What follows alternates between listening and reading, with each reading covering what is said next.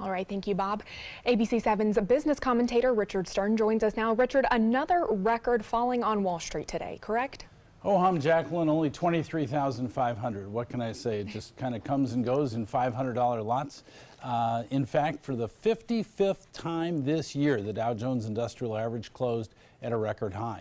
Believe it or not, today, the reason for it was that President Trump announced what most people had been expecting, and that is that Jay Powell will be, in fact, replacing Janet Yellen as the chairperson of the Federal Reserve Board. Mr. Powell has been on the Federal Reserve Board for 5 years. He originally was appointed by Barack Obama in 2012. His background is very interesting. Undergraduate degree at Princeton, graduate of Georgetown Law School, and also worked for George H.W. Bush in the Treasury Department, obviously quite some time ago. So Wall Street was very pleased to hear that looks like Janet Yellen one more time. And as a result of that, we had a pretty strong day. Let's take a look at the record for the Dow. There you see the Dow up 81 points, more than 1/3 of 1% at 23,516.26.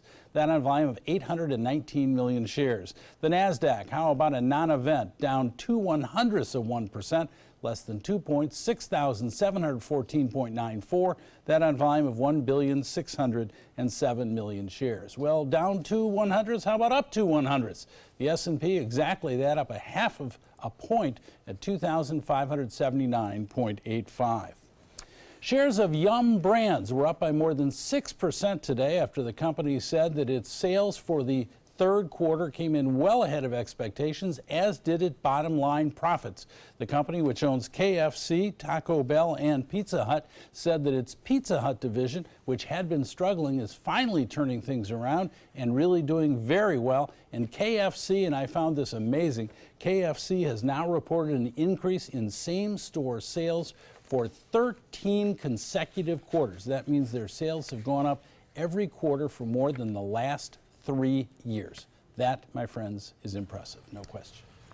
People love their chicken, I guess. That's what that says. Well, you've also got some news on Apple this afternoon, Richard. And then talking about impressive, the announcement was only at 4:30 this afternoon, so you won't see a reaction until tomorrow. But Apple's earnings announcement was just stunning, way ahead of what Wall Street had been looking for. So I don't usually get in the prediction business, but I'm going to predict shares of Apple just might go higher tomorrow. I'm going to go out on a limb on that one. Pretty safe bet, for sure. Richard, thanks so much for the update. You're very welcome.